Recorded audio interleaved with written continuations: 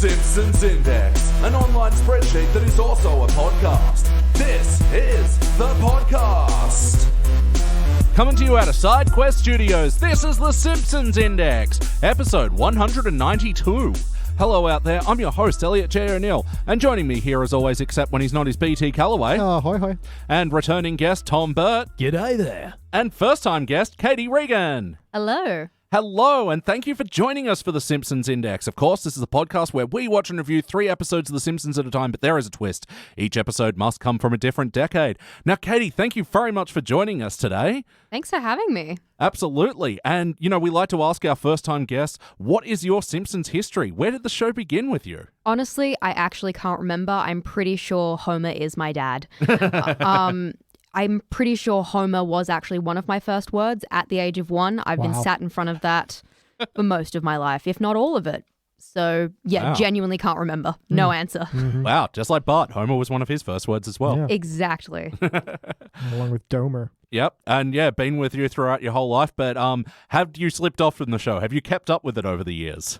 Honestly, yeah, it's like something I keep coming back to. Like, when it came off Channel 10, that was when I sort of slipped up a little bit, but I found my ways to watch it. Yeah. Even if it was collecting the box sets of the whole, you know, the DVDs that came like with their heads. Yeah. That was very hard to put on the shelf and they didn't fit properly. Yes, yeah. And the packaging was really inconvenient and scratched up a bunch of the DVDs, and I had to buy them twice. Yes. Yes, what an accident. Oh no. What a very relatable thing. Yeah. So you've kept up with watching the HD era episodes as well. Wow. Sadly. Oh, no, I mean, the HD certainly has its moments, but, you know, and we're going to explore one of those moments now when we review Season 29, Episode 10, Haw-Haw Land. First released in January of 2018, directed by Bob Anderson, written by Miranda Thompson and Tim Long. In this episode, so it sort of starts out as a La La Land parody, and then it's not really. But anyway, so Lisa meets the new boy in town who's, you know, gorgeous and musical, but keeps negging her, and Nelson gets jealous. And also in the B story, Bart's interested in chemistry.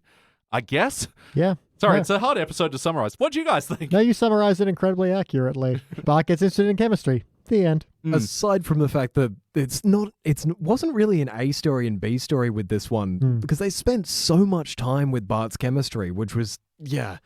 My favorite part was when Marge literally said, meanwhile, Yeah.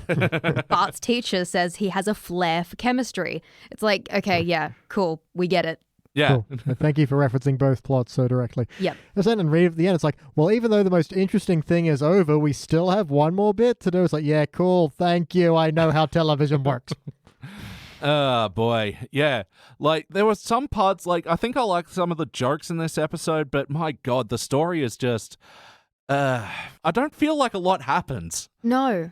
And now I might need to actually look this up, but was it Ed Sheeran as the... That was guest star of this episode, Ed Sheeran. Yeah. Keep showing up places, and I don't know if I like it. Stay in your corner, Mr. Sheeran. Yeah, I like Ed Sheeran.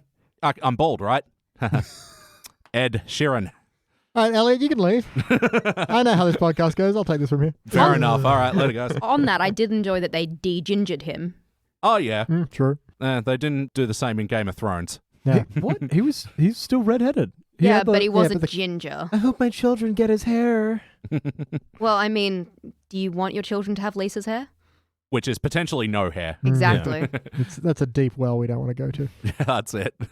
All right, well, let's crack into this episode proper and, yeah, really get into what's happening here. Anyway, BT, we'll start with you. For better or worse, what's a moment that stands out to you? Man, I mean, part of it's going to be the fact this whole thing opens with a musical number that's clearly parodying La La Land as everyone dances on their cars, and several of us just immediately went, fuck. Yeah. And I was one. That, to be fair, the rest of the episode was not as bad as that led me to believe. However, everyone gets crushed by God, and only Lenny's alive. And that's not a couch gag, so... Wow, it's a lot of people gone now. Yeah, usually they just off Mormon for their morbid jokes, but no, they went this forever. was a lot of people, all crushed horribly from above by the fickle finger of God, who just decided no more life for you. No more Springfield. Done. I hope you enjoy your comedy, everyone. Was it God or was it the finger of the tapped out player? I mean, I feel like they would have panned out and been like, tapped out. It's a bad game, but please pay it and buy some microtransactions. Yep. I know how capitalism works. All right, but how about you, Tom? What stands out to you from this episode for better or worse? Lisa's conversation with Willie on the tractor. It's like my favorite moment from this entire episode. It's about like 15 seconds long, but it's just nice. The little dialogue about like, it's an lose interesting against Scotland. pairing. Yeah, it's an interesting pairing and one you barely ever see. So I feel like I've seen it before, though. Well, there was My Fair Lady, My Fair Lady parody with Willie. But I will say the pan out definitely got me when Lisa's like, you close up on Lisa and she's explaining the problem, then pan out and it's Willie talking to her. Like, okay, you got me, show. That was good. yeah, it was something unexpected, which was unexpected from this episode. Yeah. And I didn't even mind the even more pullback and reveal of the he's distributing pesticide and the children are dancing underneath it like it's a sprinkler. Yep. These poor children. If pesticide's the best that they can hope for in a hot summer's day. But they didn't make that joke and then immediately reference it afterwards. Yeah. Which made it... Skinner didn't run up and one go, of the better. Willie, that's pesticide. He's like, no, I'm trying to kill the little weeds. Although they do that later, weirdly. Yeah. But yeah, I didn't even mind Willie's little story about the thistles in the Scotland and everything like that. Also true. So Really? I think their friendship makes sense. Yeah. weirdly enough. But anyway, the thistle is Scotland's national flower because of, that story. Interesting. Yes. Making something beautiful out of such an ugly, ugly little flower. How about you, Katie? What stands out to you from this episode for better or worse? Honestly, it was so tiny, but I kind of loved Disco Stew's assisted suicide attempt. Oh, really? Just he's one of my favorite side characters, and his growing depression is really like something about it satisfies me morbidly, but All right. yeah. Well, some people would say the favorite thing about Disco Stew is his love for disco music, but you're No. going deeper on that shit. Suicide is immaculate. Oh. I feel like that's where the joke started, and it was like, okay, how can we get there? Yeah. I don't want to live in a world where there is no disco. Oh, He's a jeez. man who knows what he wants. You got to hand him that. At least. I would argue that disco lives as long as he does, but Yeah, that's right. that's Much better me. than the fish that are in his platforms. Can't get them out. Yeah, well, this leads into what stood out to me from this episode. The intro of the sort of STEM conference as well, and being so all about what Lisa's into, but then random boy is playing piano and then... I was like, surely this should be a music thing rather than science, boy playing piano. Wait, what? It was just there. It just happens to be there. It's just good. Yeah. Yeah, you know all those STEM conferences when, Where there's a piano. yeah, and a dreamy young boy voiced by Ed Sheeran playing along, as well. And yeah, his character was Brendan Beiderbecke, and I'm pretty sure that's a reference to Bix Beiderbecke, who was an early jazz player. You would know, nerd. He went to the same school that I did. You should know that too. Yeah, I did, but that was cool. That's a lie, everybody. You only did the cool music degree. I did the nerds one. Yeah, play guitar. You play bass. Blam. Blam. Actually, speaking of which, I was actually pretty stoked to see that Kearney was playing a Steinberger headless bass, of which I have one. Yeah. Yeah, obviously there's a music nerd on this animation staff because they were like, we'll Steinberg in there. But did anyone see Jimbo playing the triangle the wrong way and then he was suddenly playing it correctly? Oh, really? Hope someone got fired for that blunder. Well, because he was holding the triangle and then the little stick, but like the stick, you know where there has the little loop? That is usually the part you hold, I guess. Yeah. Oh. He was playing it with that to the triangle and I then did see that part, yeah. then it turns around and he's playing it correctly. And I don't know when it was like a continuity error, but like someone purposely did it. Maybe he just plays Goofy Flip, I don't know. Is that just the animators getting that far through and go, oh, shit.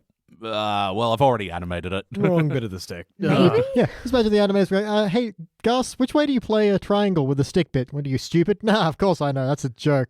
You play it with the ringy bit, yeah? You know, I wouldn't put it past them to, like, this was just a little bit of fucking with the audience because, they go to the detail of drawing that, Steinberger bass so perfectly, yet Kearney's playing the high strings and it's making the lower notes and it's not plugged in. And I was like, Yes, hoping someone got fired for that blunder. But yeah, I mean, there's part of the episode that stood out to me, leading to Bart's whole chemistry thing. Like, I thought that flowed okay. It's just I kind of wish they did a bit more with it. Yeah. I felt like that part of the story was a bit underdeveloped. This is an episode where we got to about the halfway point and I just wrote down, okay, but what's the plot? What are we actually doing? Yeah. And that kind of goes both A and B plots. Well, we'll hook into more of that in a moment, but first, play count. Has anyone seen this episode before? I have not. Yes. They're Yeah? still raising their hands like they've never been on a podcast before. I have Yes. seen this twice. Wow. Tom, you were actually telling us off pod before that you'd finished your rewatch. Yeah, honestly, a lot of season 30 I really didn't mind. But going back to this whole season really didn't have all that many standouts except for the Simpsons. So yeah, it's a little bit painful. It's cool. Yeah, no, we were talking before as well. Banachek certainly is a experiment. I think, you all liked it a lot more than I did. Yeah. But you'd seen this as well, Katie. Yeah, I think this is probably like the third or fourth time I've seen this episode. This is amazing. We never get people who have done, Yeah. let alone before. They're like multiples. Yeah. Yeah, because it's such a comfort rewatch put in the background of anything, and then sometimes I'll become entranced by it. Yeah. But this one was just because of the whole Oscars-ness of it. I think it was a standout in terms of that season for just, this is a pop culture reference. We are referencing pop culture. Yeah, especially that post-credit scene. Exactly. This was meant to be a parody of Moonlight. How long after that whole debacle did this actually come out? I wouldn't have a clue. Okay.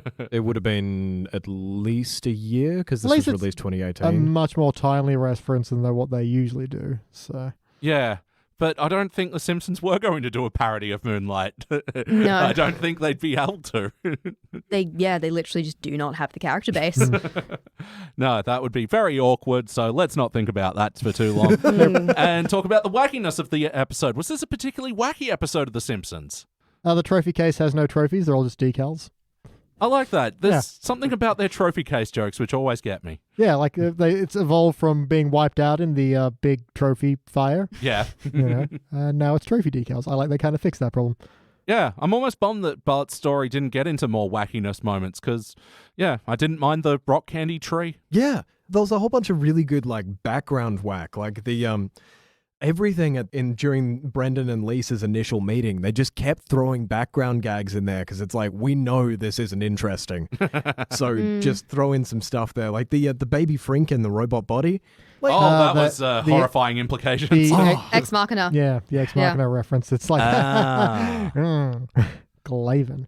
Yeah, because that robot was in the season 28 episode. I forget what it was fucking called, but It was a piece of shit. yeah, where they do basically an Ex Machina. But yeah, it's weird because that was the second background couple joke, as well as Krusty the Clown with Mr. Teeny, who then meets up with a clown woman in a bar who's got a clown monkey, and then he gives Female her Mr. counterparts. Yeah. Which, you think that's the joke. And Krusty gives her Mr. Teeny and he takes the clown monkey. And, Definitely seems a lot more kinky than they were possibly going for. Yeah, maybe it's us. Maybe we're just a room full of filthy people. I don't know. I was writing a note at the time. I just heard everyone go, "Whoa!" I'm like, what? Yeah. What did I miss? well, of course, for our Game of Thrones podcast, they're always referencing bestiality there. Yeah. So we might just be warped. Anyway, we'll listen to Thrones of Game, available on the SideQuest Studios network. Yes. Any other wacky moments that stood out to you? Oh god, I think there's something in the water in this town. Oh, yeah. Everyone's eyes keep changing to things they're thinking about, I guess. I think they do too many things with Simpsons' eyes in the latter seasons. It bothers me. At least they weren't drawing on him in this one. Yeah. But I don't know why it had to be little Cupid in nooses in Lisa's eyes. I didn't get that. Yeah. I'm not interested in Nelson, therefore hang Cupid. Yeah, I don't get the connection there. Unless Cupid struck her for him many, many years ago. In season 8. But so transitioning into the heart of the episode, how did we feel like Nelson and Lisa's little thing played out with Brendan as well? Zero emotion. Meh. Zero. Yeah, we Nothing. already know that Lisa just falls in love with any remotely musical guy with an accent. Yeah, That's her type. Looking at you, Connor, from the Simpsons movie. Yeah. Colin. Colin, Colin, Connor, whatever. He's got an Irish brogue. And so does Ed Sheeran, or is he English? I don't know. He's very Yeah. English. Yeah.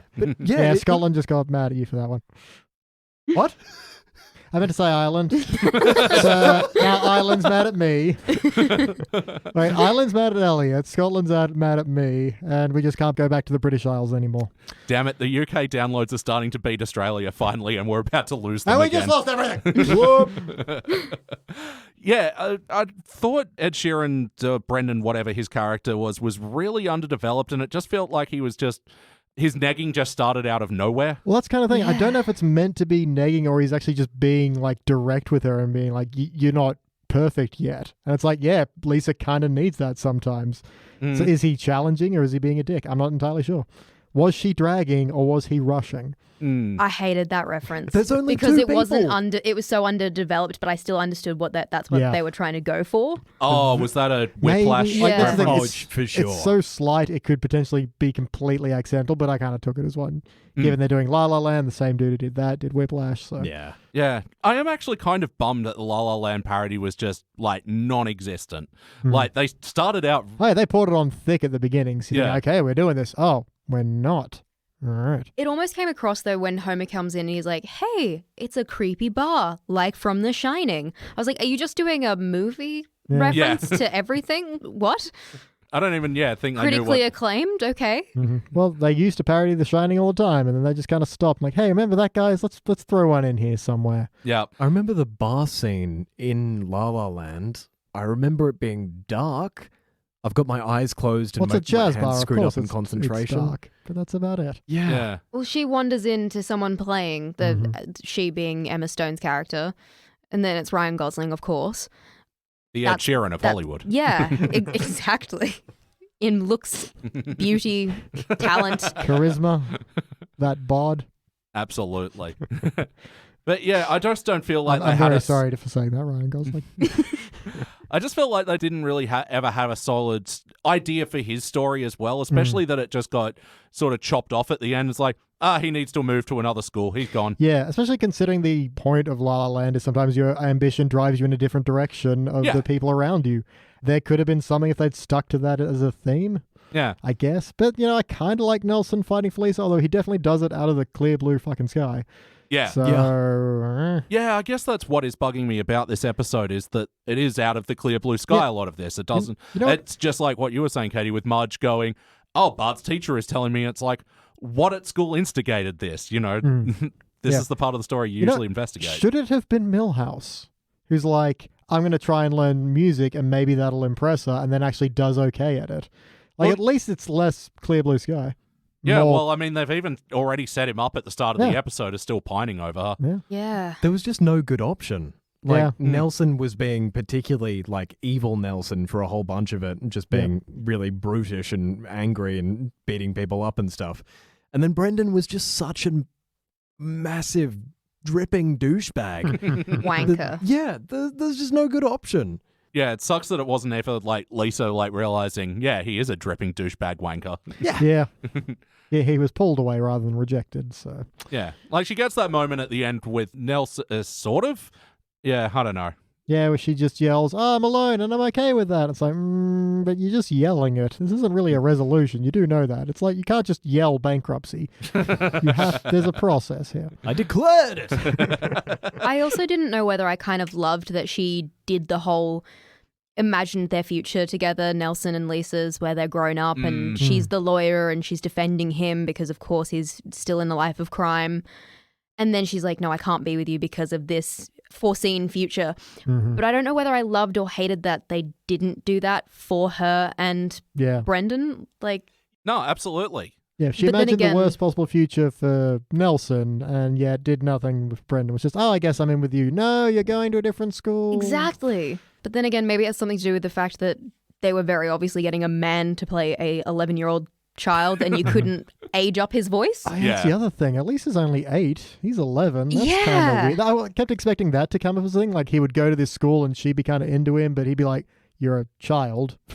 That's a very good point, because Yeah. she's still in the first stage elementary. I don't know how is it? American schools work. Oh, yeah, because, At 11, he would be in middle school, right? Yeah, well, yeah, middle school's like year 6 to year 8, I believe. Right. So he would have been in middle school. Look, much like the imperial system, the American schooling system is equally messed up. I know, like, there's years 1 to 5, and then you're an Eagle Scout, and then I think you're Dutch for a while. Yes. And then high school. Yes. And somewhere in amongst it, you get your gun license. Yeah. Much older Seventh than grade. Ralph's age in this one. Oh, Ralph. That was just bleak. Yeah, it was one of those ones like, yeah, if the world wasn't how it was, this would probably be funnier. I do like his first line of, I'm going to go get Daddy's gun so I can put them arrest or Yeah. something. I can't remember. I can under-arrest them. That was it. Arrest them. Yeah. It was one of those things where I was trying to get it wrong. I'm like, no, wait, that's a correct sentence. Shit. It's hard to do a good Ralph, you know? Yeah. You have to get it wrong just right. Yeah. And speaking of, actually, I didn't mind Homer being like, oh, they're being too quiet. Too quiet. Yes. Now they're being too loud. Too loud. Mm. And just right. Too just right. Yes. Once again, our sponsor of Just Right, Kellogg's. It's good cereal. Anyway, did this feel like an episode of The Simpsons? How's the integrity I'll of the tell show? you how the integrity is. You don't eat cereal, you liar, for corporate dollars. I love my corporate overlords. Don't even that's get me true. started on Kellogg's. I guess fine. It feels like no one has a big enough moment to really be breaking character, other than Nelson's sudden infatuation out of nowhere. Yeah, I mean, I buy it for a jealous angle, but we don't ever Yeah. see him get jealous. Like, Yeah, but how's the rest of the character integrity? Is everyone behaving like themselves? Bart loves chemistry now. That's Yeah, canon. that was weird. I fuck with Bart loving chemistry. It's more just the fact that he got really, really, really great at it Yeah. instantly, which was kind of strange. Yeah, the idea he'd love it for the ability to pull pranks makes a lot of sense. Yeah. But again, this episode ends and it's canonical. He's great at chemistry now. Yeah, that's true. Yep. Yeah, he knows how to make an elementary school's worth of elephant toothpaste. He knows how to make an entire tree turn into rock candy. He's basically a wizard. yeah, Yeah. that's definitely magic. Yeah. Yeah, he didn't learn chemistry. He learned magic. And also a bunch of really pretty colors in a petri dish. Again, I don't know what this experiment was meant to be. He just made like a Windows Media Player background. Actually. And yeah, I'm not sure what was meant to be going on. But yeah, it's much like them just sort of mentioning STEM in this episode. Like, it feels like all they had was elephant toothpaste, and then they kind of glossed over it from there. It would have been nicer if they, incorporated sort of more of the chemistry and stuff. But yeah, No. This is still a comedy show. We wouldn't have understood any of that. But still, like, yeah, we don't really see much ramp up with Bart either. And, you know, this is the same kid who blew up his entire advanced learning school Yeah. with a green version. Oh, maybe he knew what he's doing there. Maybe. But like we don't see the ramp up at all. And No. there's so many filler jokes in this episode that you totally could have cut just a couple of them out. Like Al Gore building his freaking ark. Oh, Great, Jesus. but not the point. And not Al Gore, actually. And Wow. Yeah. it usually is. Like, he jumps at the chance to play himself. That was not him. Well, he's good at it. It was also just like a weird difference to how they normally draw Al Gore. I don't know why he just seemed blonder or something. Yeah. Besides the fact that they told me it was Al Gore, I was like, I would not know who that is. Well, they aged him up. And, yeah, he looks a lot different from his Futurama model of, missing a body. Yeah. I was going to say, I've been watching a whole bunch of him just being a head in a jar. So Yeah. Honestly, I believe that's his truest form. Yeah. Well, it will be in the year 3000, but until then, when we do the Futurama index finally. Yes or no, would you watch this episode again? not consciously. No, not if I actually saw the title coming up. Yeah? How about you, Katie? No, not for a fifth time. Falls enough. I might hangover or laundry. There's not a lot to pull from this episode, but if it's on, I'm not going to be like bothered too much. So. Yeah, I'm sort of in that as well. I'll stick for the jokes and try and forgive the story stuff I'm not that fond of. And, you know, we like to explore with these episodes that we aren't that fond of. What could we do to change it? How can we make this thing better? BT, we'll start with you. Mm-hmm. What would you like to change about this episode? Just tighten the screws. It's all just a bit empty in between the important bits, and actually have a plot. That would certainly help. And if you're going to have this love triangle thing, put it together a bit better. Maybe Nelson isn't going after Lisa, but he's found an interest in music, and she's kind of just split between these two people who neither of them are actually interested in her. Yeah. I don't know. Don't make the dude 11 either. That's just weird. I kept expecting that to be like a thing, and it wasn't. So, yeah, and just make with a laugh. How about you, Tom? What would you like to change? Yeah, I'm right with BT there, and the fact that it just needs a major, major titan. Like, Homer not being able to climb the ladder to the treehouse was 6 beats. Yeah. 6 beats. Yeah, I like the joke, but it's just, you hear him panting going. and just, and then you pan down, he's not even on the ladder yet. Exactly, and just that would have been perfect. But then, oh my God, we go with Clancy going like, oh, fat man's privilege, Lou. Oh, fat man's something, Lou. Courtesy. Courtesy, Lou. And it's just, why? There's so much time. Yeah, I genuinely think Brendan is the worst. I've got it written here right in caps. So something to make his character at all sympathetic, because I think they were relying entirely on it being Ed Sheeran to make the character. It's a guest star. You love those, right? Yeah, this is the charismatic. And then he just negs the shit out of Lisa the entire time. And there is no reason for us to like him. Like, next page, I've got, who do we like in this episode? Because it's not really anyone. I don't like Lisa for being pretty crap to Nelson. I don't like Nelson because he's just being pretty crap. And then Brendan's just the worst. So someone sympathetic, and I just wanted to see more chemistry from Bart, honestly, because it was like the more enjoyable part of this episode. Even that little bit at the end there with Marge going like, he'll never get over it if I ask him. I'll never get over it if he tells me the thing. It was a great moment, but I didn't feel anything because there was no moment before.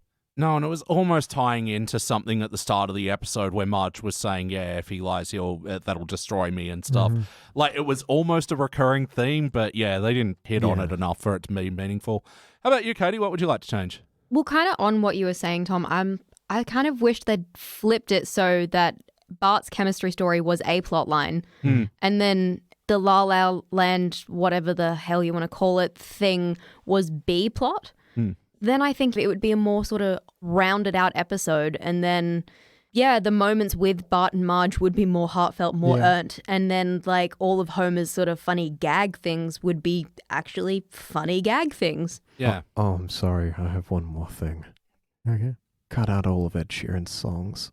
Because none of them would particularly stand out or anything. And I actually, forgot they existed. That is a thought I had. The one where he like sings a song after being knocked over. I was like, aren't you a professional singer, Ed? This is not good. Oh, wow. And songwriter. I wonder if he felt that burn. I was like, who wrote this?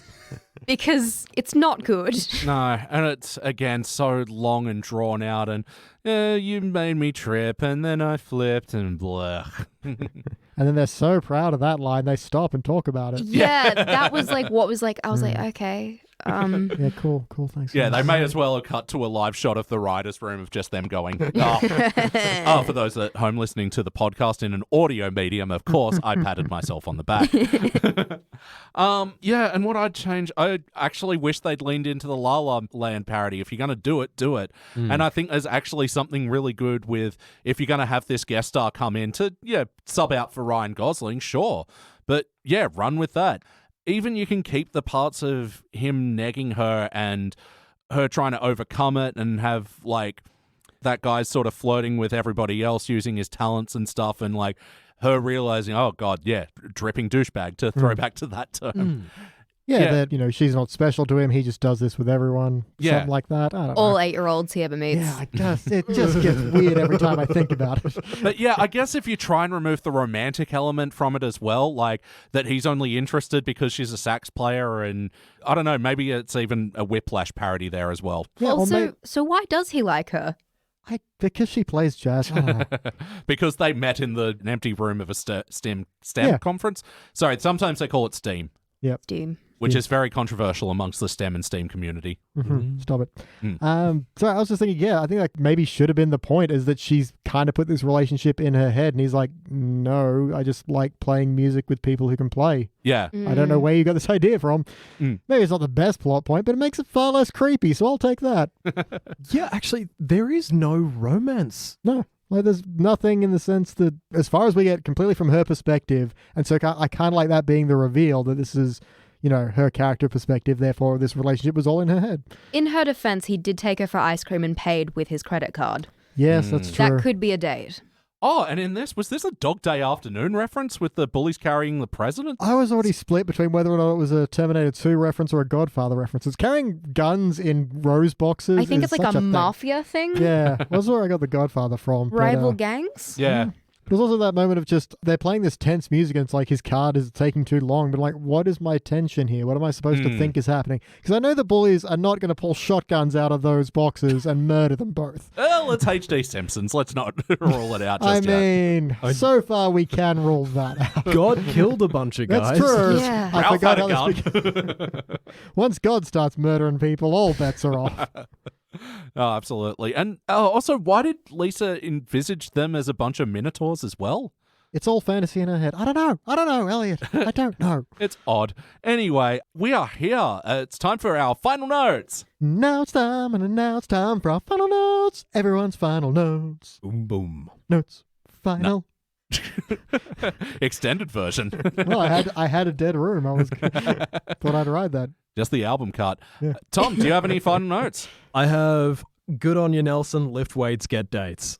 I don't live by that by any means, but I just appreciated his jumping with those. You've got it tattooed across your chest. So it's just, I mean, you don't live by it, that's fine. It's just, Yeah. Drunk Lisa was kind of fun, but also just very strange. Intellectually drunk. Yeah. I think the real sort of standout moment from this was the reveal, the big reveal after all of these years that Bumblebee Man is actually two people in a suit. Huh.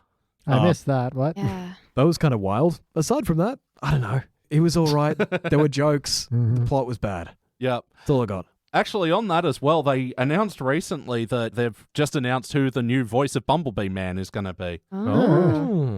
Just look that up because, yeah, they also announced that Dr. Hibbert won't be voiced by Harry Shearer anymore. Kevin Michael Richardson is taking that over, Good which makes a lot replacement. of sense. But yeah, Bumblebee Man will now be voiced by Eric Lopez. Oh, yeah. I'm sure he'll do a great job. Yeah. Everybody's favorite, My, D-tier character, Bumblebee Man. Hibbert's going to be an interesting one because he has such a specific inflection. Eric Lopez, mostly recognized for voicing the Blue Beetle in Young Justice. He's also, done a shitload of video games, did some stuff for World of Warcraft, Battlefield, Fallout 4. Yeah, mostly in video games, but yeah. Who is he in Fallout 4? I'm going to guess Preston. He was Mr. Washington. I don't remember who that was. Washington? No. 7 foot tall, made of radiation. I'll pay for the reference. Yes. How about you, Katie? Any other notes? Yeah, look, the whole thing was just a bit like, oh. That's my whole final note. That was how I felt about the whole episode. Yeah, that's fair. Almost a scathing review, but, a bit more optimistic, slightly. I mean, I gave a chuckled. far more scathing review to Ed Sheeran, I think. So, Yeah. Yeah, me and Ed have got some beef. I think clearly. Well, that's the thing. Does anybody have any affinity towards Ed Sheeran I'm at all? very neutral. I don't really care either way. Yeah. Yeah, I think I've just like 3 of his songs have been too overplayed in my life. Fair. So I'm just like, nah. Yeah. Oh, every wedding, including my brother's, included thinking out loud.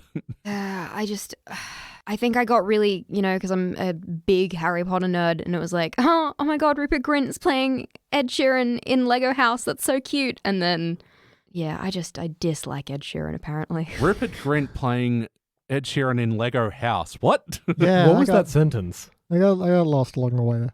Lego House is a song by Ed Sheeran in the music video. Oh, okay. Rupert Grint is a super fan of Ed Sheeran's and then poses to be Ed Sheeran and plays him, but then Ed Sheeran also cameos himself. It's very confusing. Yeah, we're down a Ranger rabbit hole here. Exactly. Jesus. Wow, I didn't know that happened, but there we go. Yep, I still don't know that happened, and I just heard about it. How about you, BT? Any other notes? I have a lot, and they're all surprisingly positive, so strap in, because this is going to be weird. There's a whole bit with Krusty serving kangaroo meat. That's a thing, guys. What's the problem? Bit tough, but, if you cook it right. Yeah, it's quite good. My cat eats it. Oh, there we go. Cat approved. Bart pokes out his tongue and Lisa hair clips it, and it was that bit between cringe and laughter for me. So it's like, ooh, that would hurt, but also, aha. I didn't like Otto being like, oh, STEM, I brought my STEMs, but I did like the follow-up of dope. Well, yes, dialogue on pediatric education. Oh, I hated all of that. Yeah. Why would he bring his stems? It's the worst part. You just throw that garbage out.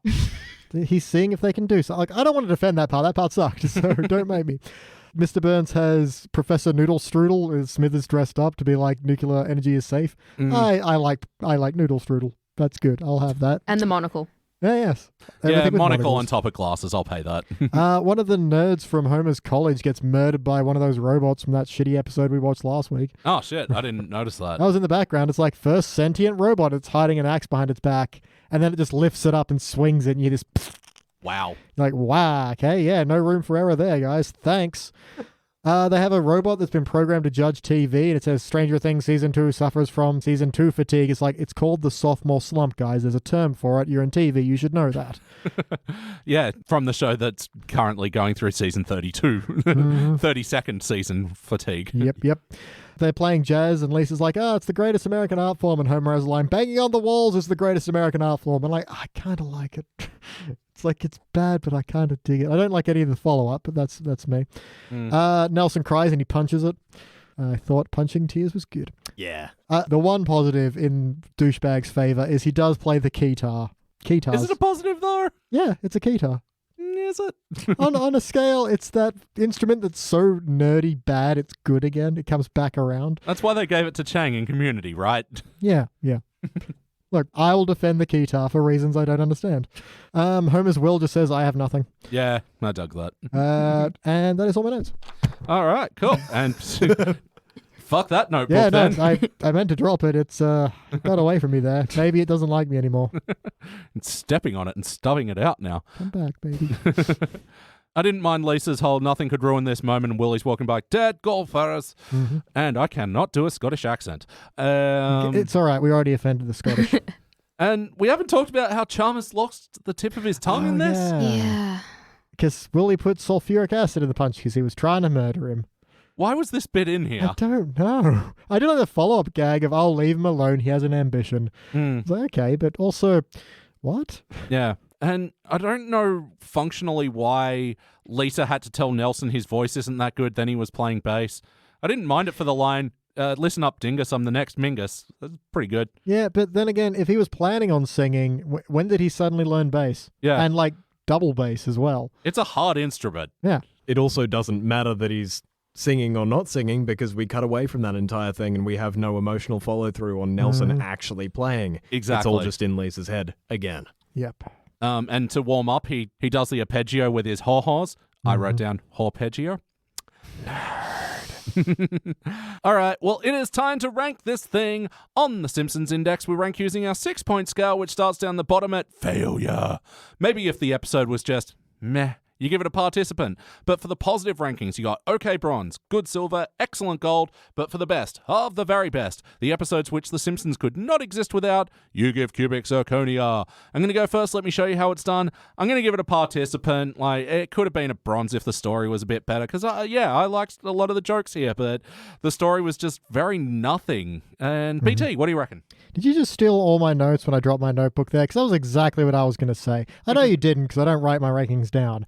Yeah, look, it's so close to being a bronze for me because I did really enjoy some of these jokes, but just a tiny bit more plot and it would have got over that line. But it didn't, so it doesn't participant. All right, Tom. Yep, I liked 30% of the jokes. I don't remember Ed Sheeran singing and there was no real plot. Participant. Very easy.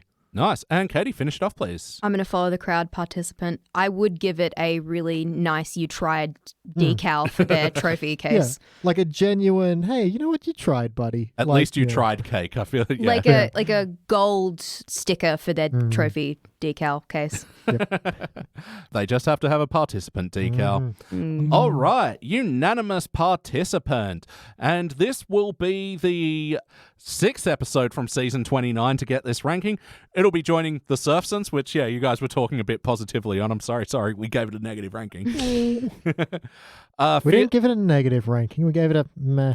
Yeah, that's pretty negative. Yeah, listen to the episode and find out. Fears of a Clown, where Krusty gets into legitimate theatre. King Lear, the story of Moe's family. Forgive and Regret. I don't even... Oh, that's like one of the flashback episodes with Abe and Homer learns about how he used to bake with Mona or whatever. And also Left Behind, where Flanders becomes Bart's teacher, which is a story point that they've kept. Flanders is now the 4th grade teacher. Yeah. Yeah. Mrs. Krabappel. Yeah. Yeah. Apparently they longer. address that in a season 32 episode, and they do a chef from South Park where they assemble a performance for Mrs. Krabappel based on old recordings. Goodness. I'm kind of keen to see it, Yeah, but I'm it- also kind of not. It could really go either way. Yeah. Why did Disney have to keep doing this? Depressing. To be fair, this is still even though we call 30s the Disney era or whatever, these are still the Fox produced episodes, so all right, well, it's time we move on to the teens era, and we're going to go all the way to season 12 to review an episode called Insane Clown Poppy. Does anyone know what this episode is? Yeah, it's when they all get high on opium from the poppy seed and get a little insane. All right, cool. Prove me wrong, kids. Yeah. Well, we're going to go take a hit of that, and we'll be back.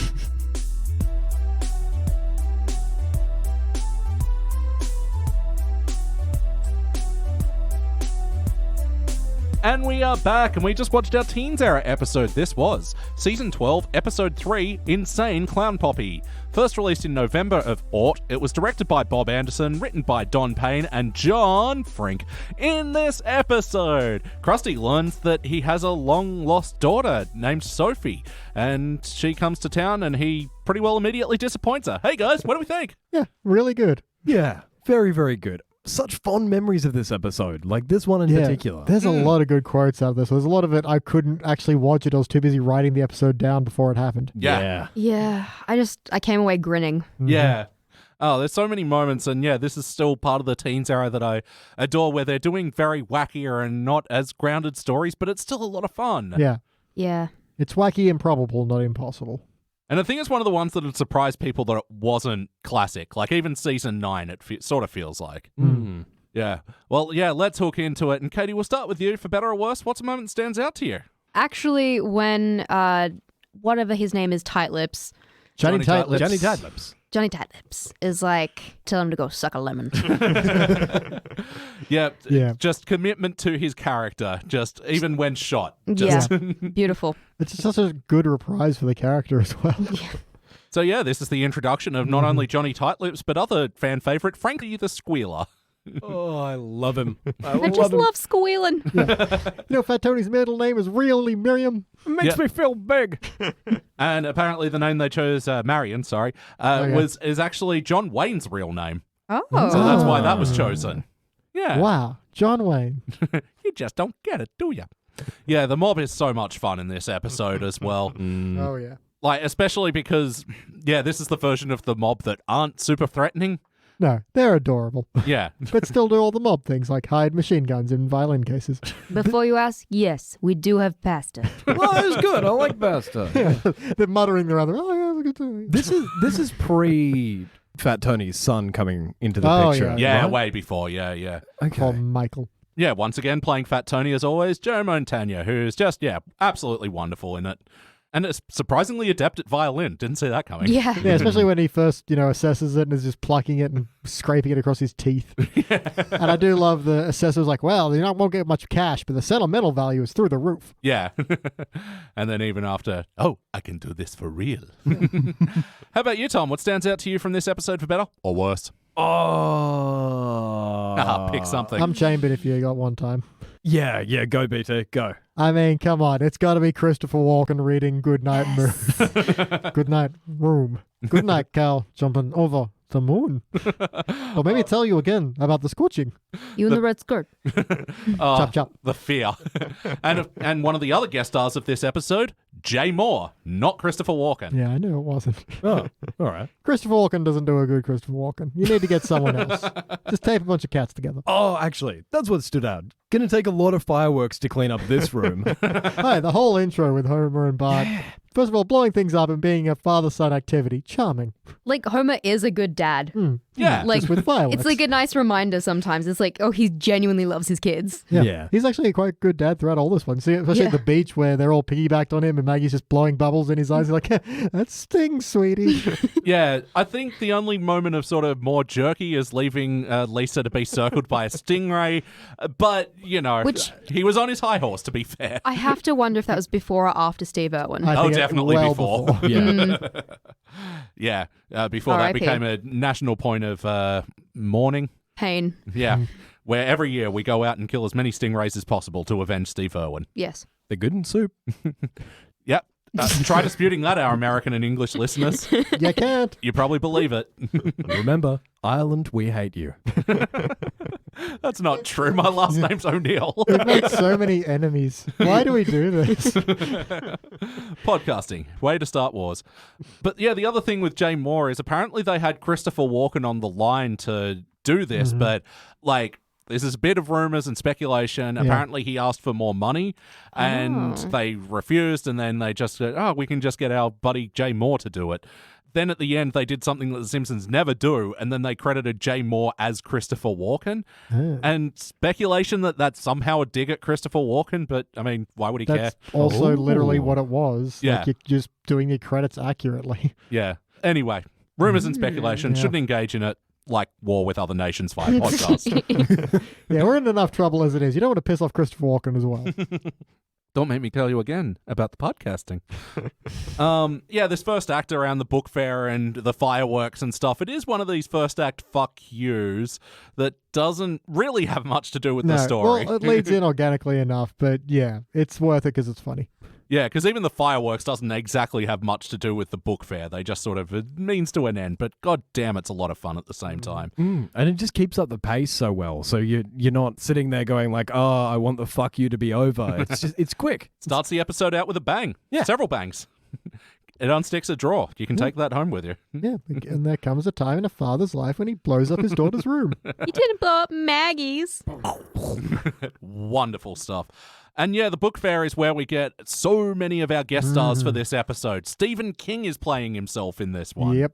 Okay. It was cool. himself. Okay. Yep. And you might have noticed, for those with audio engineer ears, might have noticed that the scene with Stephen King and Marge sounded a little different. And it's because this was all recorded at Stephen King's home studio. And Julie Kavner, went there to record this part with him. That makes sense, because I noticed the entire bit where he's yelling is just clipped the entire time. Yes. So, yep. Good job, Stephen. Yeah. Hey, he's an author. The fact that he has a recording studio alone, it's just because he can. He's got Stephen King money. Yeah, exactly. Mind you, have you ever seen a photo of his house? It's exactly what you're picturing Stephen King's house looks like. I'm picturing a lot of spires. Yeah, he has like, I'm scared. He's got like spiderweb iron wrought gates. It's amazing. Now, let me bring it up. It's good. Continue, Elliot. I will. The players at home. And yeah, still waiting for that season 30 episode where he does call up Marge regarding horror. I do love that as the button. Call Marge re-horror. Yeah. And also playing herself, Amy Tan, the writer of the Joy Luck Club. Just destroys Lisa. I love it. It's so good. Ruthlessly. Yeah, this is the part of guest stars playing themselves that I do love, where they're not afraid to sort of have a dig at, like, themselves or the idea of taking their art seriously. Yeah. It's so much good fun. And also playing themselves, John Updike. Oh. Nice. I'm impressed, considering that I wouldn't say they make fun of him exactly, but they do tell him to shut up, Updike. So Yeah. No, and apparently he, absolutely loved doing it and spoke very highly of the experience later on. And a wonderful get for them as well. I think that was all for the guest stars. There was a lot of them in this. Oh, how could I forget? Playing Sophie was Drew Barrymore. Oh my God. Shit. Yeah. It so didn't sound like the classic, like, Drew Barrymore. Yeah. It's such a good performance, though. Like, so good. All of the moments with Sophie, like, they all land really, really well. Like, yeah. She does have very good experience being a little girl being hurt by people in her life. Oh, God, Yeah, well, no. Way to make me think about that. Bunch of clowns as well. Yeah. Solid casting. And it's one of these things, we were saying Ed Sheeran, he sounded like an adult playing like a child, and this sounded like a child. Yeah. Yeah. And I just realized, I must have been high as fuck when I was writing my notes because I wrote her name down as Brew Darrymore. So maybe just you like spoonerizing. I know that. And I also like getting high. How did you go on that? Oh yeah, I found it. I Research. just wasn't going to bring it up on this audio medium. If you want to look at it, I'm willing to just. We might be able to describe it in an interesting way. Yeah, I'm just trying to figure out which is the better photo. The one before the hedges where you can't see the bats properly, or the one after. We'll go before. He has bats? Yeah, there's this wrought iron gates. with like a spider web. I like how proud he is in that photo. It would be. That's a dope house. I mean, he talks about his house a lot in On Writing. Like, it's a really, really good book. It also kind of looks like two houses joined together. There we go. Oh, so play count. Has anyone seen this episode before? What's your history with it? Suck a lemon. Yeah. All right, BT's not talking. BT tight lips. That's what the T stands for. I think I saw it like on TV and always remembered it fondly because I was like, oh, a relationship where a deadbeat dad tries to do something nice. That's great. And then immediately forgot about it. Yep. Yep. Oh, absolutely. Yeah. I don't know how many times I've seen this one. This is one of the ones that I remember videotaping off the TV as well. And it's actually kind of weird seeing it without the Channel 10 watermark in there. Yeah. Something nostalgic about that watermark. Why the fuck did we have watermarks? We only had 4 channels. Anyway, sorry. Too many now. So wackiness. Was this a particularly wacky episode of The Simpsons? Not overly so. I mean, they do have Krusty and Sophie riding a horse that's surfing. Yeah, that was going to be my whack point. Yeah. Yeah. Outside of that, not a huge amount. It's one of those ways, like, because you said at the top of the episode, this was an episode that needed a lot of note-taking, and that one for me just ended up being Waves, Horse, Cream Board. Horse on surfboard. I'm glad you brought that up because I didn't want to have to interpret that note Waves, later. horse, cream board. Yep, that could go a lot of ways. I mean, the mob were pretty... I don't know if they were wacky, but they were certainly goofy in terms of like the just made killer. Yeah. Like all the different cars and things. And like that whole mob meeting was very Mob mom. goofy. Yeah, I do love also, they say there's a lunar eclipse tonight. Should we look up? Nah, it's solar on nothing. Or Yeah. how they're about to bust Krusty and Homer. Hey, let's go jump on Tony's bed. Yeah. So yeah, goofy. You're right. Yeah, not particularly wacky, but part of the episode that I wasn't super big a fan of was the flashback to Krusty's time in Iraq and the USO show and all that sort of stuff.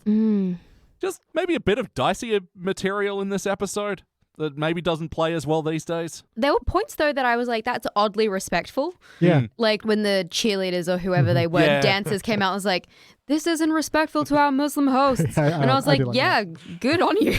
You are correct.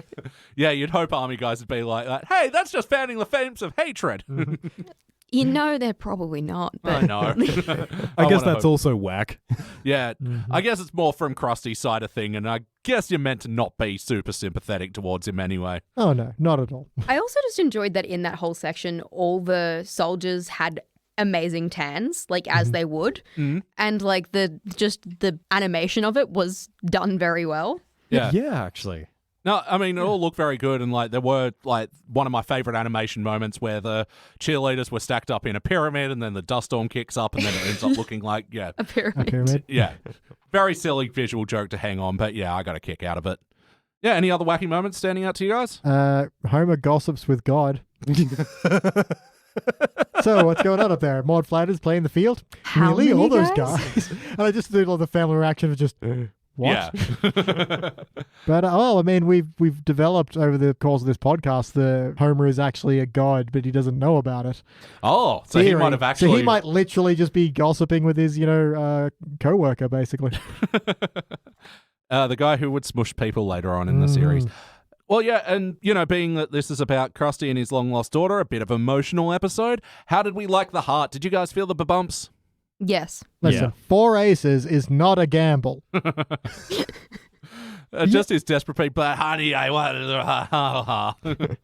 Well, He makes a point. It's an interesting thing, isn't it? Because, like, we feel nothing in the last episode where it was like, oh, they're coming into the ice cream shop with guns and, we feel such trepidation for that. But we do feel so terrible when Krusty's a shitty dad. So, yeah, just finding that target material, and it's just so family focused and it's nice, it's I guess good. all that really rests on Sophie as well, because if she's not sympathetic, we know Krusty's going to suck at this. Yeah. Yeah. So she has to be someone we don't want to see let down. And when she is, that's when we get the feels. Yeah. Yeah, and it's the kind of thing where they establish the violin right when they need to take it away.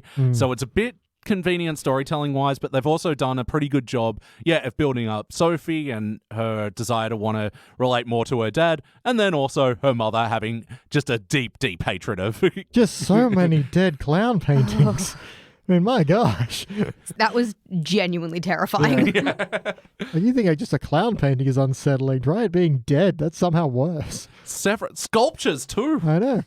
She's gone to multiple art showings and festivals specifically searching for dead clown artwork. Sophie cannot invite people over. No. She can't have birthdays at her house. They'll be like, so, Sophie, what's with all the dead clown paintings? Like, Yeah. oh, well, let me tell you. It all started with the Gulf War.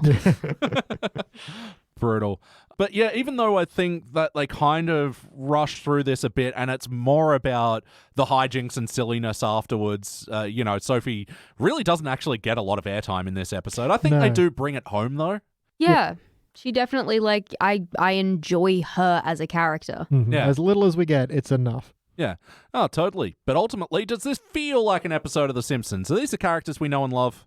Oh, absolutely. Go on. I do love Homer's whole line of, we'll just break into his house. You do that for me? For a casual acquaintance like you? Of course. Yeah, we definitely get more of that Homer just blindly going along with everything with good nature and everything. Oh, yeah. yeah. Yeah. Everything is on the straight and narrow. This is exactly what we want. Mm. Yeah, we're sort of getting the opening up with essentially a sketch show around a book fair, and feels like the writers are getting stuff off their chest here as well. Like, they didn't know they had such contempt for the Dummy series. Like, Call me Ishmael, dummy. They didn't call out animation for dummies, and animation for dummies was in the background, and the background hurt to look at too closely. So I feel like my Meta eyes. reference? Yeah. yeah.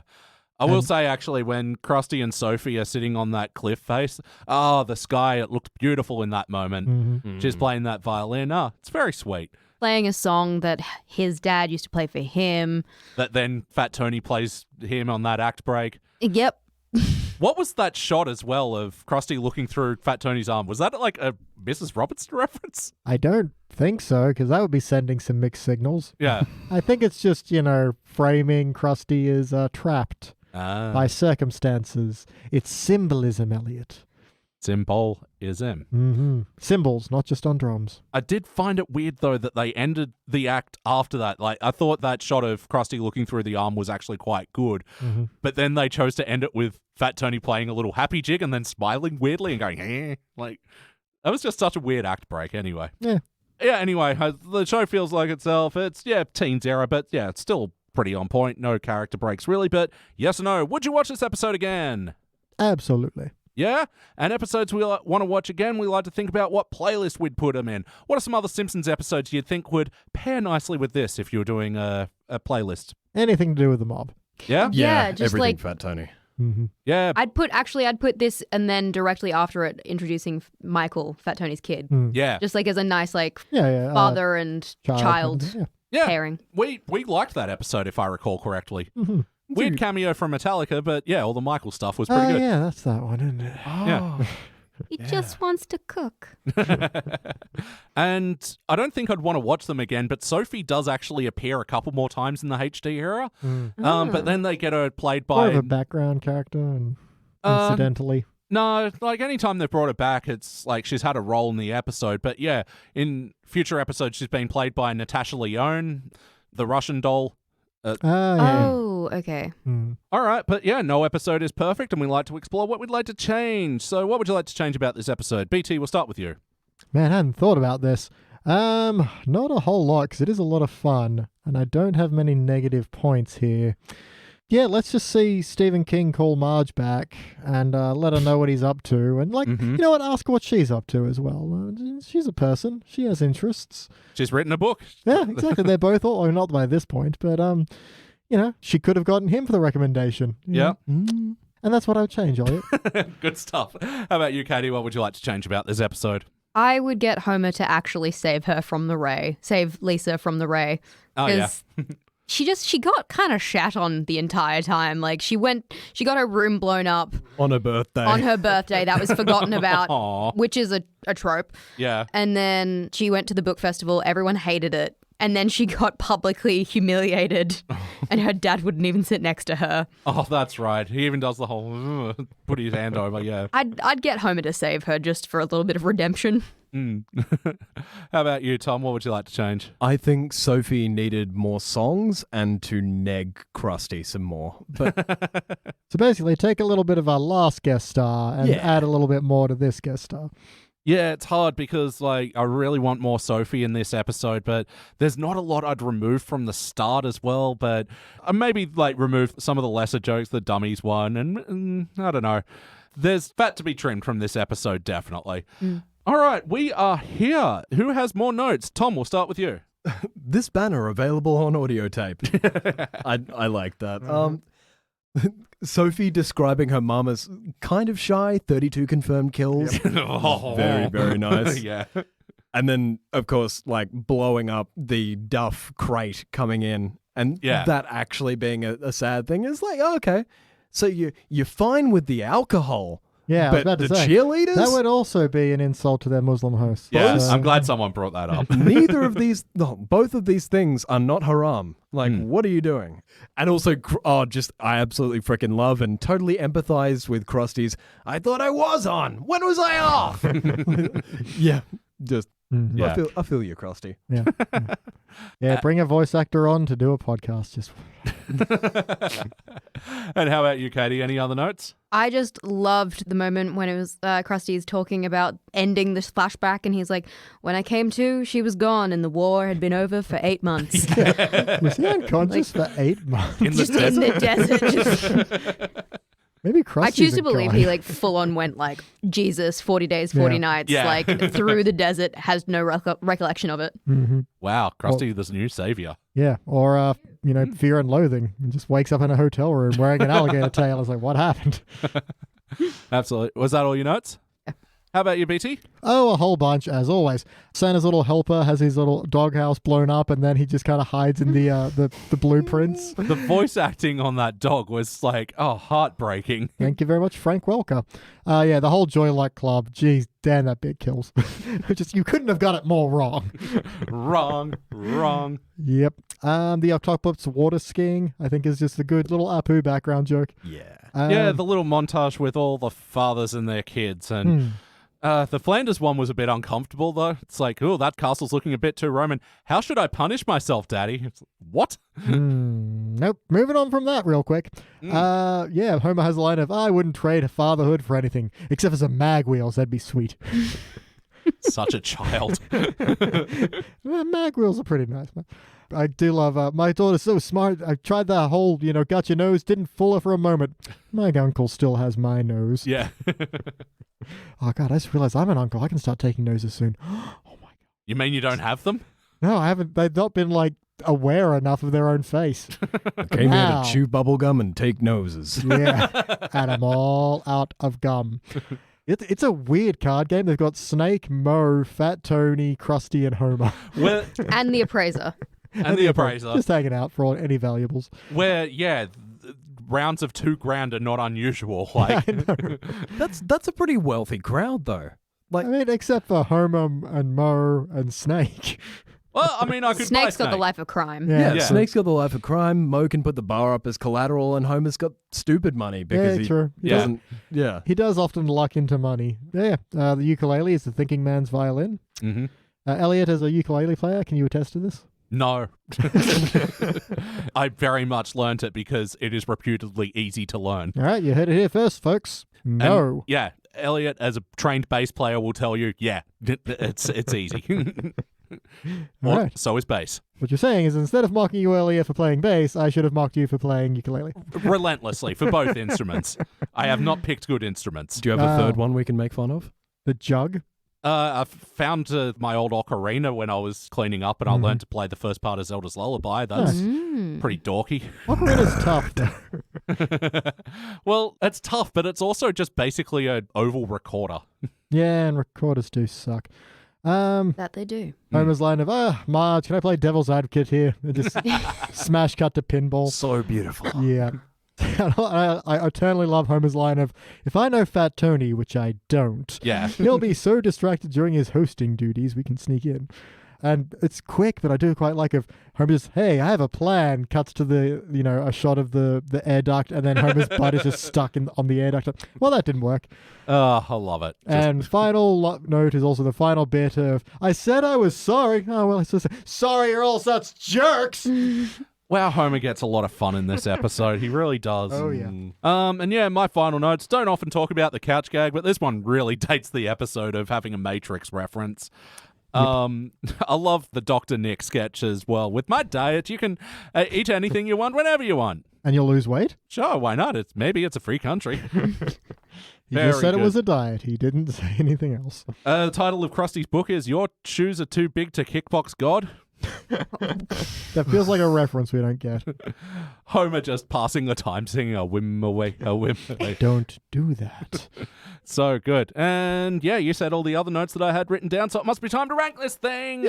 BT, go first. Man, I'm right on that Gilver border because I did have a lot of fun with this one. But then I kind of noticed none of them will laugh out loud. But then I was just because I'd already written them down. I'm going to do my patented thing of saying both and seeing which one feels true. I give this episode a silver. I give this episode a gold. Yeah, I'm going to go with gold. It genuinely feels like it belongs there. It feels like it's the highest score than I was expecting, but I can't think of anything I particularly want to change. It's got a great load of quotable moments, and the story actually has heart. I mean, it's very efficient heart that we could have done a little bit more, but yeah. Yeah, not quick and rushed, efficient. Tom, what do you reckon? Oh, Lord.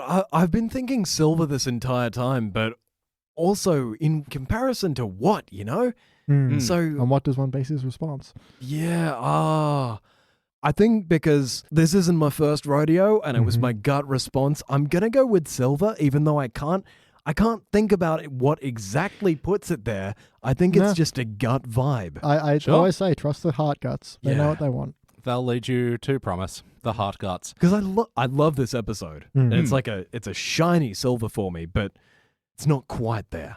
All right. How about you, Katie? I gotta go gold. It was just flawless performances, including not Christopher Walken. And really, I did have laugh out loud moments. Oh, that's great. Yeah, where would we be without Don't Make Me Tell You About the Scorching? Yeah, this is a similar thing for me, but yeah, I am going to go down to silver, and yeah, maybe it is just sort of the storytelling in this one where I sort of technically see, but even though it's such a fun time, but silver's still great, you know, it's sort of a weird catch-all for those, not quite excellent episodes, which... Yeah, I think it's just that I've built up a lot of basic comparison. But yeah, I totally agree with the gold ranking anyway.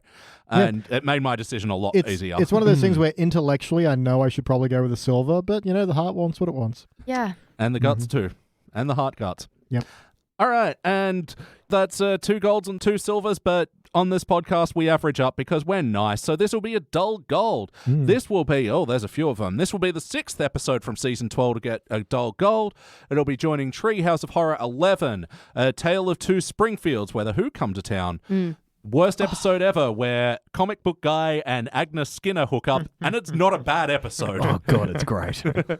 Also, Tennis the Menace, another underrated one in my opinion, and New Kids on the Block, where Bart and the other kids make a boy band. Yeah, it's also going to be one of a dozen times that I've ranked higher than you. Yeah, no, especially for the teens era as well. What's going on? I don't know, I haven't counted, I don't do the work here. You becoming nice man, Calloway? Maybe I am, Elliot. Maybe I fuck you.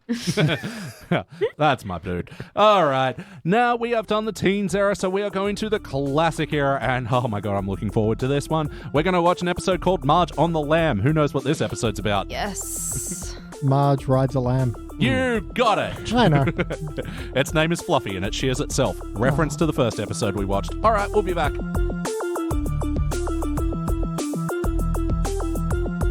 And we are back, and we just watched our classic and final episode of the evening, and my gosh, what a classic it was. Season 5, Episode 6, Marge on the Lamb. First released in November of 1993, it was directed by Mark Kirkland, written by Bill Canterbury.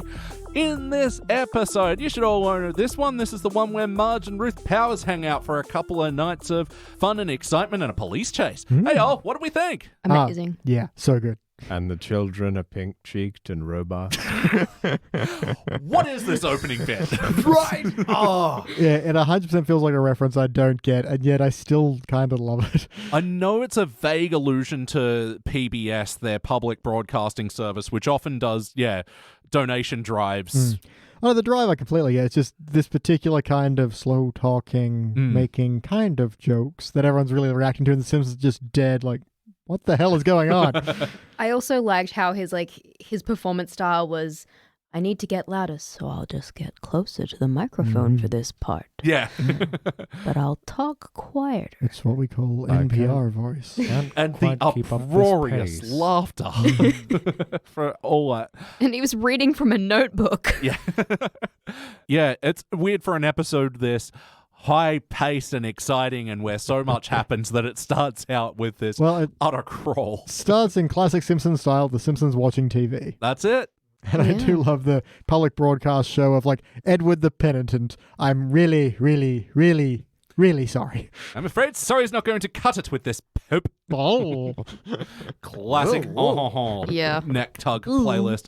All right, let's hook into the questionnaire and get into why this episode fucking ruled. Katie, we'll start with you this time. For better or worse, what's a moment that stands out to you? Well, it's just in my mind at all times.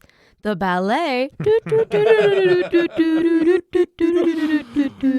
the scene starts moving away and fading him out as well, and he's still doing it. It's perfect. Homer is such an utter child in this episode. But beautifully so. But I love how, like, this must be a common misconception, at least amongst men anyway. Yeah, men in Springfield, because, Lenny has the same one. I'm going to see the little bear in the little car, huh? Yeah. Oh, absolutely wonderful. How about you, Tom? What's a moment that stands out to you for better or worse? Oh, just like the tableau of Mayor Quimby and Marge dancing. He's just covered in handprints and then just doing like the same dance move just over and over again. Yeah. And it's just beautiful. I like seeing Marge have fun, even if she has no idea what she's doing. I'm here with my nephews. Yeah. Oh, that's nice. Yeah. No, Marge attending a rave. I think this is going to be a playlist of one with that category. And like a 90s rave specifically. They don't rave like they did back then. Oh my, no. At the good drugs. Don't you think your hair is a bit much? Yeah. Oh, but like I really did actually love the fashion choices that they had there. Like, it was very 90s rave sort of stuff in there. Perfect. Super grungy. It's nice. Yeah, back in like dance music was sort of proto-industrial as well. Yeah, it was called the Hate Box. I mean, go on. Yeah. I've never been to an underground club. What kind of clubs are you going to? Yeah. Country clubs, I guess. Yeah. Like shot kickers. Yeah. I do love that. SH space T kickers. Like, I've heard a lot about shot kickers. Like, Simpsons. How about you, BT? What stands out to you from this episode for better or worse? Ooh, this is a tough one to pick. I think I just really love when she goes to the ballet and it's just on a basketball court. Yeah. Because there's something very Springfield about that. This is kind of back when, Springfield is always described as being a small town, and yet they have their own nuclear plant and their own football team and their own stadiums and all this rest. So this is where they got the ballet somehow, but they had to put them on a basketball court because they had nowhere else. And just, they play to that. He throws the ballerina, she gets a slam dunk, everyone cheers. And the orchestra pit is just the other side of the audience. Yeah, and there's still people the other side of the on both bleachers. sides. But yet they still have an opera box for Burns to be inside of. Yeah. And tomorrow they'll fix the gas leak. That's right. Fucking amazing sign gag. Has anyone actually ever been to ballet? Yes. Yes. Yeah. Wow, okay. Yes. Way to be the odd one out here. Yeah, I've got family, my New Zealand cousins, like, they are like a ballet dynasty. Like, any ballet stories? Oh, yeah, I was in Russia, and they were like, hey, if you want to see the Russian ballet, you can go. And like, cool, I'll go. So I can say I saw the Russian ballet in case someone on a podcast ever asks. And they did Swan Lake, but they gave us the touristy happy ending and not the actual realistic sad ending to Swan Lake. So I feel a little ripped off, but ultimately it was elegant. Oh, wow. Surprised the Russians held back. Me too. How about you guys? What's your experience at the ballet? I saw Don Quixote when I was in high school, and it was my mum's friend who had like season tickets to the ballet, so we got like orchestra pit, like nice. amazing Oh, geez. seats. Like I could see what was in those tights. And but I went randomly because she had a foreign exchange student from Germany who was the same age as me, and she needed a friend. So yeah, that's why I went. It was very good. Lots of leaping. Yep. I don't really know what the story of Don Quixote is. A little bit confused, but I enjoyed it. Good old Don Quixote. How about you, Exactly. Tom? I have no memory of it. I remember that it was Sydney Dance Company, and I remember it being very good. And then I took a few months of ballet lessons, and then I stopped, and then I forgot. Wow. That's a hell of a someone, ride. yeah, who's had some ballet experience. Oh no, like I'm talking like the ones where you're an adult and they're teaching you like this is the stuff you learn at 4. Oh, kind of right. thing. That's Yeah. still a lesson. You learn things. Yeah. Well, lots of tights. A little Yeah. mincing would be nice. Burns throughout this entire episode kills. There's only like 2 scenes, but man, Oh, yeah. far too much dancing, not nearly enough prancing. Little mincing would be nice. Then Just like later- coming from like very, very closeted Smithers Yeah. is just like, mwah. Yep. Well, yeah, and this is where they were definitely underplaying it a lot more than they definitely would later on. He just looked so angry. Little mincing. So frustrated. And then later on, when Homer's calling around friends trying to have a guys' night out, and just calls up Burns somehow, it's like, oh, sounds delish. Let me just throw some jeans on. Wait a second. Just sitting on like a white rug with chocolates, just crossing his ankles back and forth. Yeah. He knows how to live. I know. Oh, definitely. Like, yeah, what is this night that he's getting up to as well? Where He was just ready for anything.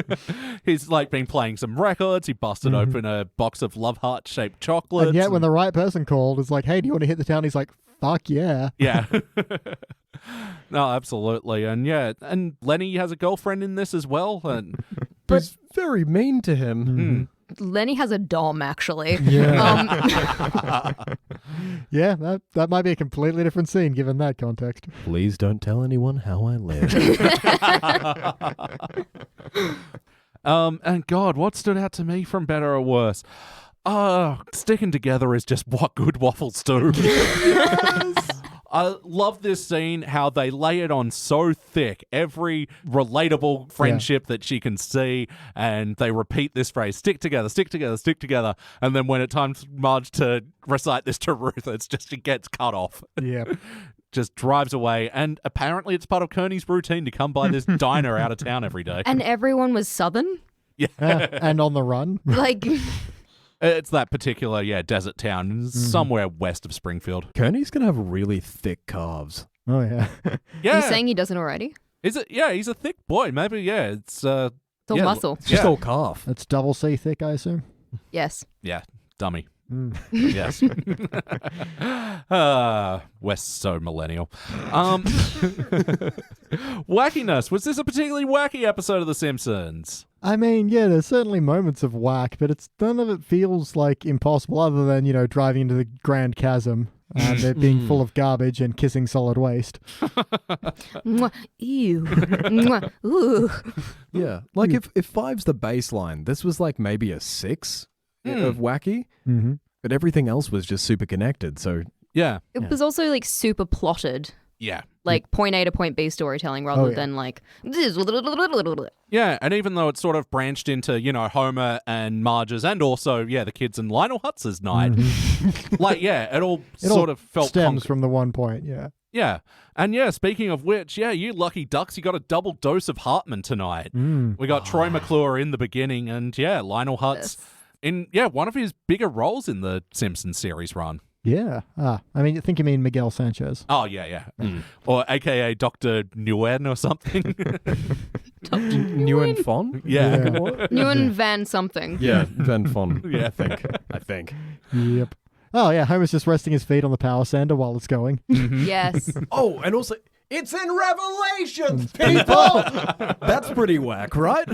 Yeah, Kent Brockman put this in the playlist along with Hale Ants of just him just fucking losing his shit live on air. Yeah.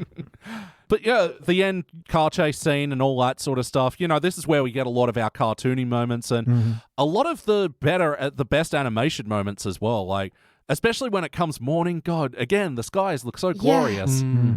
They do good desert sky. And like the cars coming over the crest of the Yeah. hill, Yeah. Great. I think this is one that actually benefit from not watching it on HD TV because it's like you see some sort of dodgy, janky animation moments, but Yeah. Like when Homer was going into Moe's at the conclusion of his bad night out, and they open the door and it's just green behind. I was like, Oh, yeah. okay. I've never noticed that before.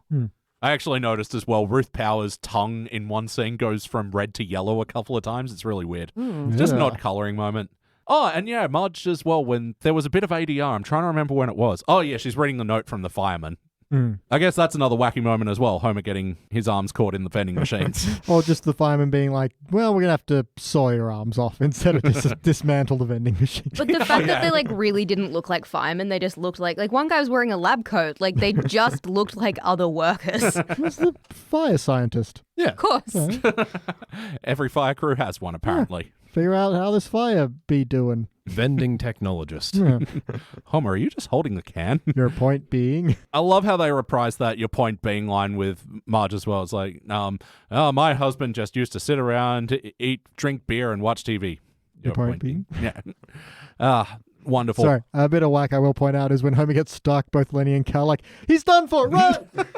And then their faces before that are just completely blasé. Yeah. They cut back to them like 3 times. There's no movement in the frame at all. Yeah, as he's just reaching up past the skeleton arm that's already in there.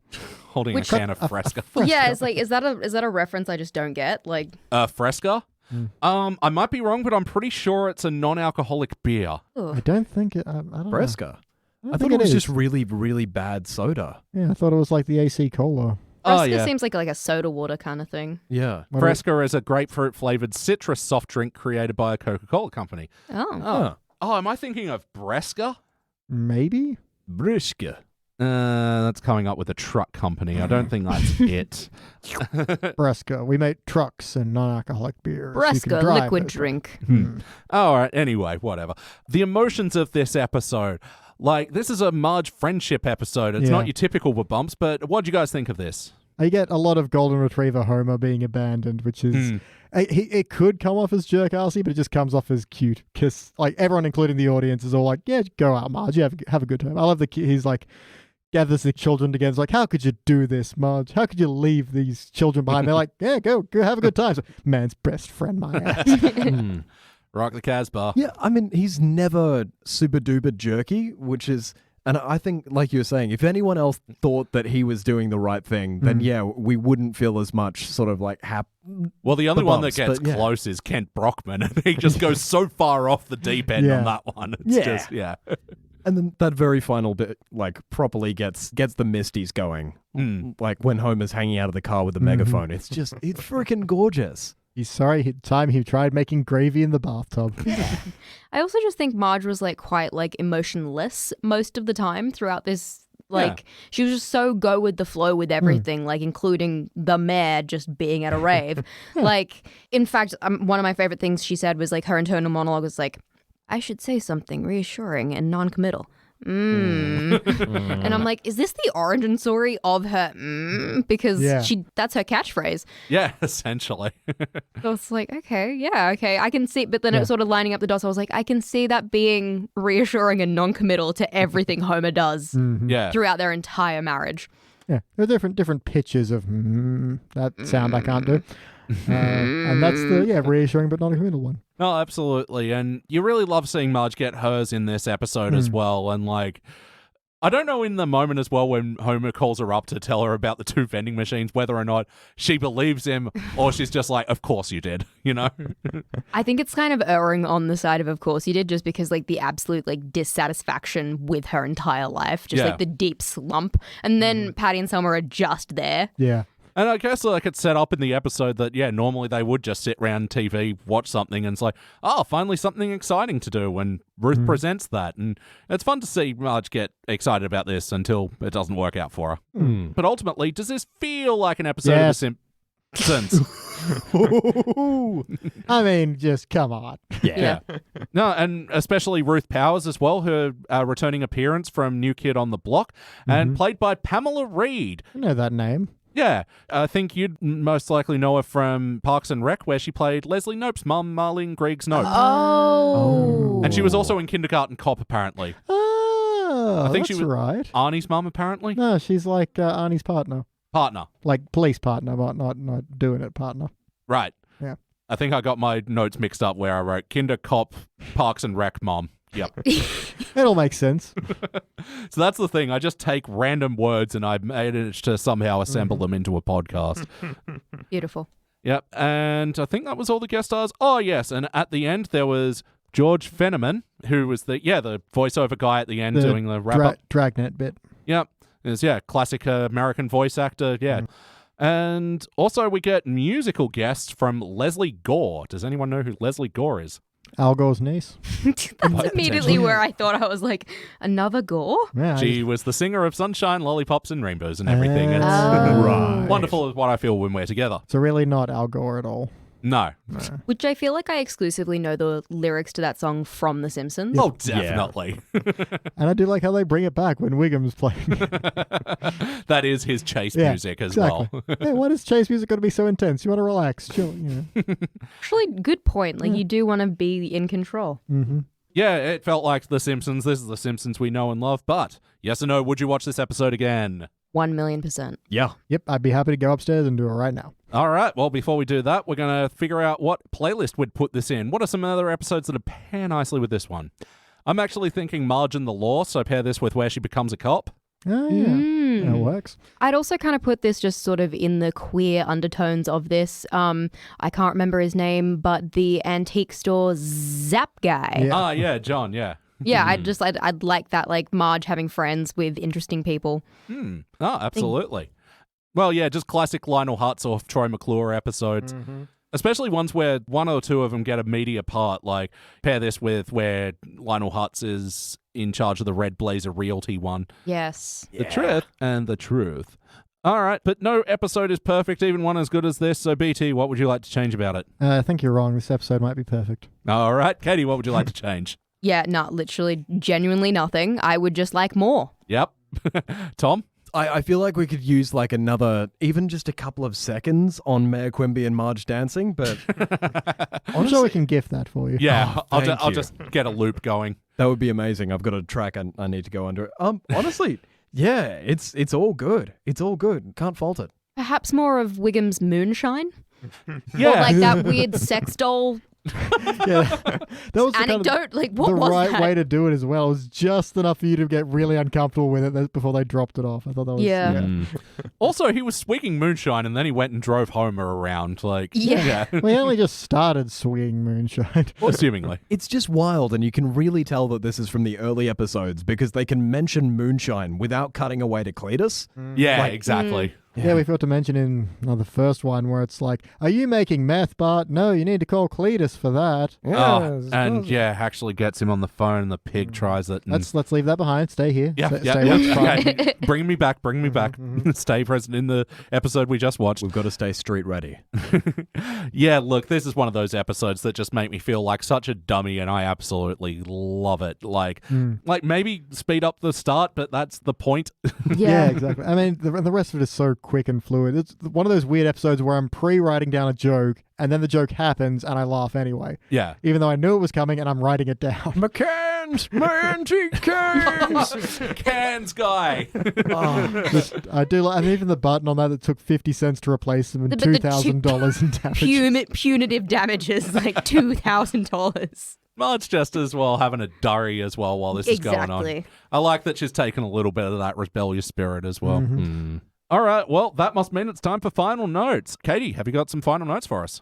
I just loved the little section where it was Homer was like, a lot of blue hair. What a freak. And then imagines Yeah. a freak goes over a pothole or speed bump or something. Yeah. And the visual gag of That's it all he needed. rearranging into Marge. Beautiful. There were actually a lot of thought bubble jokes in this episode, Yeah. I noticed. But But they were all Homers, pretty much. And no one's eyes changed shape. Yeah. Thank you. Oh, and there was also a moment where I'm pretty sure Lisa was meant to be like dead-eyeing the camera, quote unquote, like breaking the fourth wall, but it was so subtle that I wasn't entirely sure that it wasn't just a weird animation thing. Where it's the section where Bart and Homer were going through that damn card is like do the opposite of what the boy says. And Lisa is in the middle of them while they're having this sort of tussle, and she's just looking straight to the audience. And I'm like, was this intentional? Ah, I didn't notice that one this time around. Interesting. Was that all your notes? Yeah, my notes are all over the place. One being the ballet, all in capitals, do. I like the little drawing of Homer, though. That's nice. It's not good, but it is there. It's very, doodling in the back of the notebook during class. Yeah. Oh, and the $23 in pledges they made to the... Yeah, Marge more than doubled it. Yeah. $30. Yeah, I love as well, I really want to know what the lead up to Lisa bringing Homer the book of ballet in capital letters and showing him what it was. Did they have that book on hand, or because we're still in the era where you need to go to the library, borrow that book, come It's back. basically renting. But you must remember the library is not a Quickie Mart. So that's the thing, yeah. Of course, Homer can get a magazine. Where did he get the hot dog and drink at the library? So good. Tom, what are your final notes? Snack-related mishap. Oh, just a beautiful, beautiful turn of phrase. I enjoy all the meats of our cultural stew. So profound. What a lovely metaphor. And the recurring bit of hair loss, giddiness, and loss of balance that ends up him being surrendered to the military at the end. Yeah. Okay, amazing. What's he doing? What's he got going on for him? We're phasing out the games. People drink less when they're having fun. Yep. I love the vibe of Moe's. Yeah, I feel like somehow they made it even more silent when Homer get in. Like, it's just so bleak and dank. Yeah, oddly, they make it more silent by just having the squeak of like the fan going around, and that's it. And just the air of depression in the air. It's thick. It's palpable. You can cut it with a spoon. Thick with a K. Either or is good. So thick. And also just like the total pivot on, oh yeah, smash. You got real pretty hair. It's such a little cute Homer thing in an episode that was full of him just being stupid. It's fun to smash things. And his flares were impeccable. Oh, definitely. Another return to Fashion Corner. Oh, also the visible cringe from Barney that Ruth had Yeah. when they were saying, like, there's some really good men out there. Can I throw up in your bathroom? I'll buy something. To his credit, he asked. Yeah. But yeah, just her seething and like shudder. It's so wonderful. And also just hold me. Only if you hold me. I'm always a big fan of a Homer Wiggum friendship, so... Yeah, absolutely. And At man's courtesy. and yeah, especially like because he goes, yeah, there's ghost cars all over this highway. He's been duped by this before. Oh yeah. Oh, Wiggum. BT, any other notes? Yeah, no, I do. I like Homer's flash forward where he's at Maggie's wedding, still attached to the vending machines, and can just fire sodas and snacks at people. Yeah, he worked out how to do that, but not get anyway. It's convenient. I do like the clip of Marge trying to make friends where they're having like a book club or something, and like, oh, we should do this every Thursday. Homer bursts in wearing a shirt saying "No fat chicks" and a skunk. It's just, oh god, it's beautiful. It sort of does lead into why Marge would want to have this friendship outside her home as well. Oh yeah. Let's see, antique cans we've had, fun to smash things, moonshine. What a wonderful sentence. Just Lionel Hutz like curled up, and when Lisa wakes up, it's like, don't touch my stuff. Wait, this isn't the YMCA. Yeah. With a shiv. Yeah. Lionel Hutz throughout this episode, they're watching LA Law. Skyscrapers, secretaries. Look at him. He's wearing a belt. Oh, man, so good. And I'm directly under the Earth's sun now. And that is all my notes. All right. Well, I would also enjoy a Wiggum GPS that did that. Oh, yeah. Turn left at the trees and rocks, and when you're directly under the Earth's sun. I had a Homer Tom-Tom, Oh, wow. but my mum hated it so much, she just couldn't deal with it. So sucks. we had to go back to James. But would it interject with like any like Homerisms or just literally no, say the... it was the just directions. It was like left, like things like that. Just it was pretty regular, but quite jarring. Yeah. Oh, that's wonderful. Well, just before I give my final notes, BT, I need you to ask what is objectively the most important question we ask on the podcast. Yes, Katie, we like to ask our first-time guests very important and difficult questions, so I'm sorry to spring this on you, unless you were forewarned by Tom. I don't know if he remembered. Simply put, if you could have a sandwich named after you, what would be on that sandwich? Okay, I actually have created a sandwich. Excellent, I'm listening. It is, or I believe I've created it. It is a everything bagel. So it's got like garlic, poppy seeds. And then it's butter, not cream cheese, butter, and sliced tomato, smoked salmon, jalapenos, and red onion. And that is the best sandwich, and I want that. Yeah, that sounds good. Is this a toasted bagel, I'm assuming? Or is You it fresh? can, but it's like lightly toasted, just so the butter's melted. Yeah. Like just not enough heat to get Yeah. all that kind of to dance together. Yeah, make friends. Yeah, this is like a New York bagel by way of the South. I'm really, I dig it. It's just things I enjoy. It's when you're in New York and you drive far enough out of the city that you find that southern diner that's just there.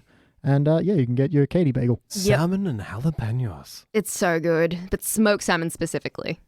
Yeah, got to have that smokiness for all the other flavors. Exactly. Yeah, I'm pretty sure that's the first salmon entry onto the... And first bagel-based entry, I believe. True, that, Yeah. Does that count as a sandwich? Definitely. It's Yeah. definitely bread. Yeah, Kind of. in our definition, absolutely.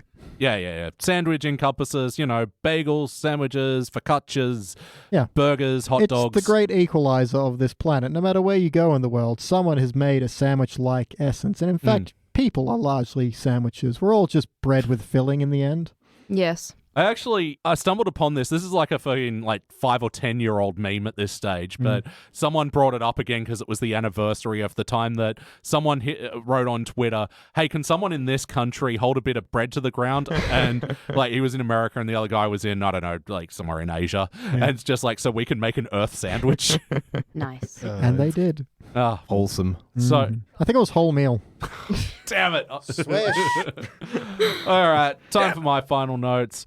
Yeah, just with Homer just going to bash the weather station again and realizing it's not fun unless Marge is watching. There's something weirdly sweet about that. I do love it. We used to do this together. Wiggum cooking the engine black eggs. If we can hold these down, we'll be okay. Yeah, what? And then when Marge just drives past, he's like, wait, I have to hear the eggs.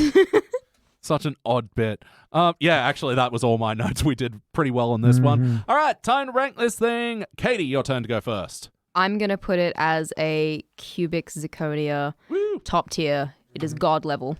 God level. Elliot, your turn. Okay, I'm going cubic zirconia as well. This episode is just so much goddamn fun. And, The Simpsons, especially in the classic era, well, especially in all the eras, don't really give Marge enough. She doesn't often get enough Marge-centric stories, and especially ones where she gets to break the shackles, and it's not really about her breaking the shackles, and I think this one just does a lot. I absolutely love it. BT. Yeah, I got so many laughs out of this whole way through it. The laugh kind of drops off towards the end, but by then you're invested and you're having a great time. So 100% cubic zirconia from me.